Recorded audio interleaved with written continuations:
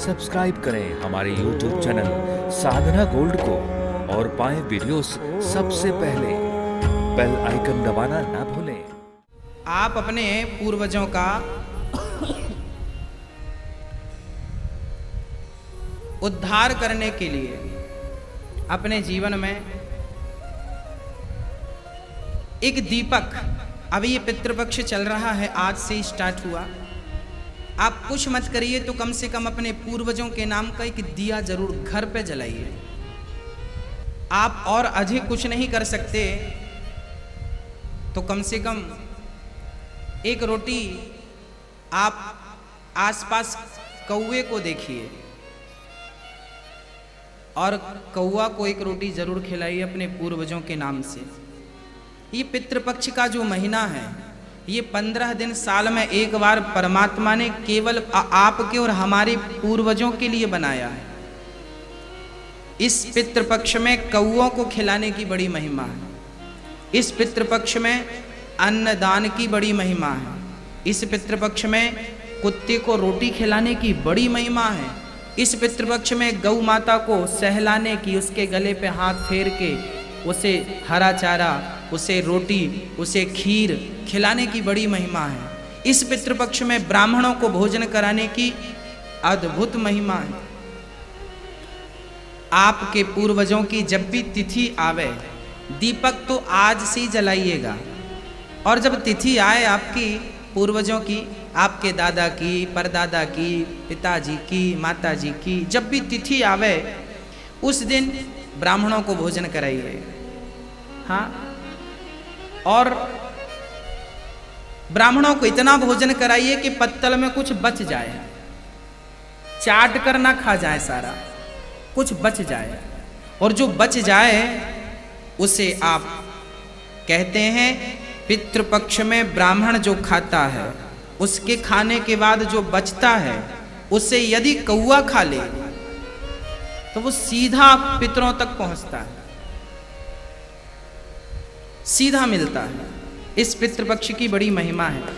अब कुछ लोग जो साइंस वाले स्टूडेंट हैं वो बिलीव नहीं करते, महाराज जी हम यहाँ ब्राह्मणों को खिलाएंगे, वहाँ पितरों को कैसे मिल जाएगा। कहते हैं पितृपक्ष में हमारे पूर्वज कौवा बनकर ही वो अन्न ग्रहण करते हैं, कौवा बनकर ग्रहण करते हैं। अब आप कहें महाराज जी कैसे पॉसिबल है, कैसे संभव है कैसे संभव है, सुनिए। जैसे आप किसी को भी 1000 रुपये भेजना चाहते हैं, आपका अपना कोई अमेरिका में है, जापान में है या पूना में है। यदि आप अपने रिश्तेदार को, अपने बेटे को, आपसे बहुत दूर है, हजारों किलोमीटर दूर है, और उसे आप कुछ भेजना चाहते हैं पैसे, कैसे भेजेंगे। बैंक एक माध्यम है, आप बैंक में डालिए, उस खाते पर, उसके खाते पर आपका बेटा वहां निकाल लेगा आसानी से। जैसे बैंक एक माध्यम है पैसा ट्रांसफर करने का, उसी प्रकार परमात्मा ने ब्राह्मणों को, गौ माता को एक माध्यम बनाया है कि आप इन्हें खिला दीजिए, दीन दुखियों को खिला दीजिए, आपके पूर्वजों तक भगवान ट्रांसफर कर देंगे। तो ये ट्रांसफर प्रणाली जब बैंक का जन्म नहीं हुआ हमारे भारत में, तब से परमात्मा ने ये पितृपक्ष रखा है। अकस्मात किसी की मृत्यु हो जाती है, अकस्मात कोई फांसी लगा लेता है, कोई ट्रेन में कट जाता है, कोई एक्सीडेंटल हो जाता है, कुछ भी कह लो, इन सब की मुक्ति जल्दी नहीं होती। इनके नाम का यदि आपने श्राद्ध किया, गया जी में पिंडदान किया, तर्पण किया, और भागवत सबसे अंतिम सीढ़ी है भागवत।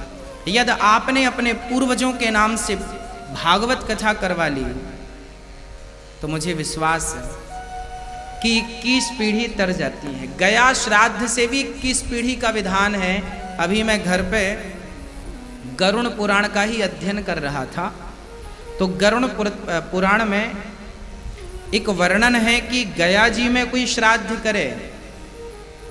गया जी में राम घाट करके एक स्थान है, वहां कोई गया में जितनी बड़ा गया स्थान है, एक एक स्थान की बड़ी महिमा है। भगवान श्री राम ने दशरथ जी का भी श्राद्ध वहीं किया था, पिंडदान वहीं किया था। हमें भी अपने जीवन में एक बार कम से कम गया जी जाकर अपने पूर्वजों को जरूर तर्पण करना चाहिए, पिंडदान देना चाहिए, उन्हें भगवान के चरणों में समर्पित करना चाहिए। यदि वो कहीं फंसे होंगे, यत्र तत्र उनका मोक्ष हो जाएगा, सदगति हो जाएगी। आप अभी लॉकडाउन में शायद गया जी ना जा पाए, कोई बात नहीं। आप लॉकडाउन में भागवत भी ना करा पाए, कोई बात नहीं, कोई बात नहीं। आप अपने घर पे ही एक दीपक जला दीजिए, अपने पूर्वजों का स्थान दक्षिण दिशा में मानकर दीपक जला दीजिए, और हाथ में कुशा, कुशा जानते हैं, कुशा ना हो तो दूरवा हाथ में लेकर, आपको मंत्र कुछ याद है नहीं, आप हाथ में दूबा लीजिए और सुबह सुबह स्नान करके, और पितरों के नाम से जो घर के बच्चे हैं पुरुष गण, वो लोग जल दे दें। जल ऐसे कुशा हाथ में लेकर जल डालते जाएं और पूर्वजों का चिंतन करते जाएं, उनका आवाहन जल लीजिए, जल लीजिए। श्रीमन्नारायणाय नमः, श्रीमन्नारायणाय नमः, श्रीमन्नारायण नारायण कह के आप पूर्वजों के नाम से जल दे सकते हैं, पिंडदान कर सकते हैं। नाम भगवान का लीजिए, श्रीमन्नारायण, नारायणाय नमः, नारायणाय नमः, नारायणाय नमः। इस नारायणाय नमः से आप अपने पूर्वजों को जल भी दे सकते हैं, इस नारायणाय नमः से आप पिंडदान भी कर सकते हैं। मतलब ये वो मंत्र है, हर जगह यूज होता है, सब जगह काम करता है, और काम करता है पूरा। तो बहुत सारा विधान है, पर सबकी अपनी अपनी श्रद्धाएं हैं, भक्ति है।